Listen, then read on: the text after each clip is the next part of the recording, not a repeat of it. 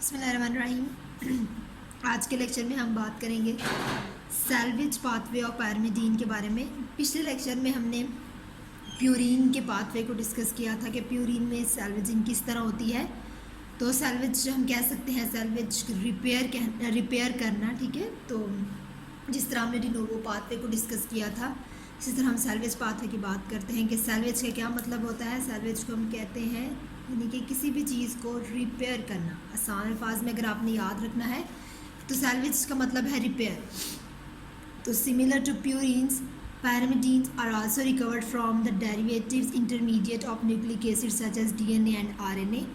तो जिस तरह हमने प्यूरिन्स में डिस्कस किया था कि हमने जो न्यूक्लिक एसिड है उसमें से DNA और RNA जो उसके डेरिवेटिव्स हैं उसको रिकवर किया था। इसी तरह हम पायरिमिडीन में भी जो डेरिवेटिव्स हैं न्यूक्लिक एसिड के DNA और RNA को उसको रिकवर करेंगे, ठीक है।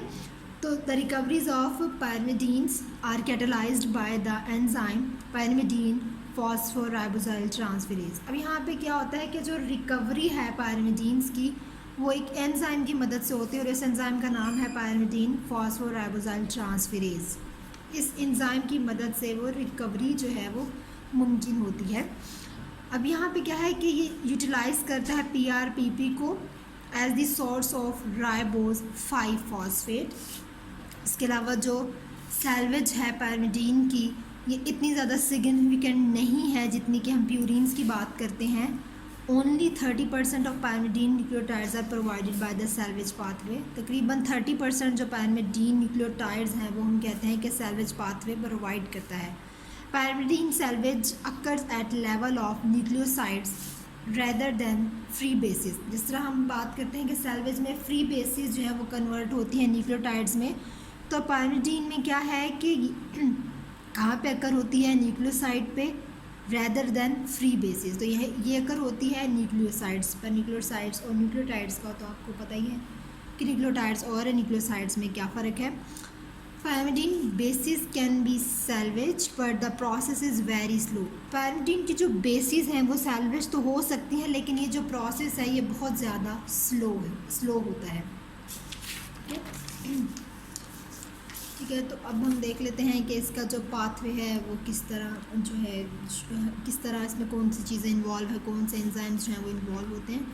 तो पायरिमिडीन न्यूक्लियोसाइड, हम एक और आपने पॉइंट याद रखना है कि pyrimidine nucleoside travel in the blood and are taken up by the tissues. के पायरिमिडीन न्यूक्लियोसाइड जो है वो ब्लड में ट्रैवल करता है, देन उसके बाद वो बाकी टिश्यूज़ में जो है वो ब्लड से पहुंचता है। तो यहाँ पे सबसे पहले यूरेसिल है। यूरेसिल जो है राइबोज 1 फॉस्फेट जो है ये दोनों आपस में मिलते हैं with the help of enzyme uridine phosphorylase, जिसकी मदद से ये कन्वर्ट होता है यूरिडीन में और एक फॉस्फेट रिमूव होता है। उसके अलावा ओरोटेट यूरिडीन या फिर साइटिडीन जो है वो ATP की मदद से, यहाँ पे एंजाइम है ओरिटिडीन यूरिडीन साइटिडीन काइनेज, इसकी मदद से ये कन्वर्ट होता है OMP में, UMP में और CMP में, और यहाँ पर एक ADP का जो मॉलिक्यूल है वो भी रिमूव होता है। इसके अलावा थाइमीन और डीऑक्सीराइबोज 1 फॉस्फेट, ये दोनों जो हैं मिलकर with the help of the enzyme thymidine phosphorylase, इसकी मदद से ये ट्रांसफ़र हो जाता है या फिर कह सकते हैं कन्वर्ट हो जाता है थाइमिडीन में और एक फॉस्फेट जो है वो रिमूव हो जाएगा। इसके अलावा ये जो थाइमिडीन है ये ATP के साथ मिलेगा with the help of enzyme thymidine kinase, उसके बाद ये कन्वर्ट हो जाएगा DTMP में, डीऑक्सी TMP में यानी कि थाइमिडीन मोनोफॉस्फेट में, और यहाँ पर भी एक ADP का मॉलिक्यूल रिलीज़ होगा। इसके बाद डीऑक्सीसाइटिडीन है with the help of ATP। इसके अलावा इसमें एंजाइम डीऑक्सीसाइटिडीन काइनेज यूज़ होगा। Deoxycytidine convert into deoxy CMP deoxycytidine monophosphate, और यहाँ पर भी एक ADP का मॉलिक्यूल जो है वो रिलीज़ होता है, ठीक है। तो ये जो है ये पाथवे है पायरिमिडीन का कि इसमें हम कहते हैं कि यूरेसिल है। उसके अलावा इसमें हमने बात की थी, जैसे यहाँ पर हमने बात की थी कि रिकवरी हम करते हैं पायरिमिडीन की फॉस्फोराइबोजाइल ट्रांसफरेज से, जो कि क्या करता है, जो कि PRP को यूज़ करता है, ठीक है, as a source of ribose 5 phosphate, इसको यूज़ करता है as a source of ribose 5 phosphate. तो यहाँ पर ओरोटेट्स, यूरिडीन, साइटिडीन इस एंजाइम की मदद से कन्वर्ट हो जाती है OMP, UMP और CMP में, और साथ जो है ADP भी रिमूव होता है। इसी तरह thymine convert into thymidine and the thymidine convert into DTMP and deoxycytidine convert into DCMP। ठीक है, तो यहाँ पे एक और आपने चीज़ याद रखनी है कि the salvage of pyrimidine nucleosides is the basis for using uridine in the treatment of hereditary orotic एसिडोरिया।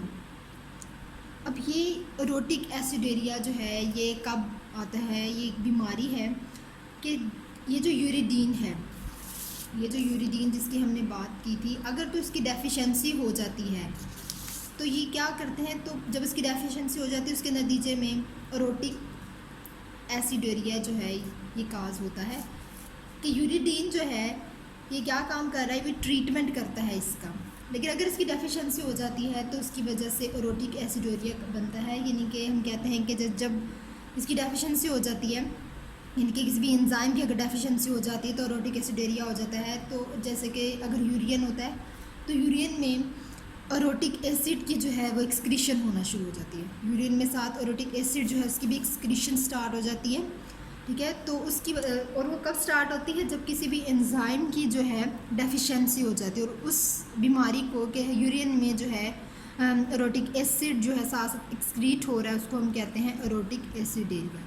ठीक है, तो इसका ट्रीटमेंट जो है यूरिडीन करता है।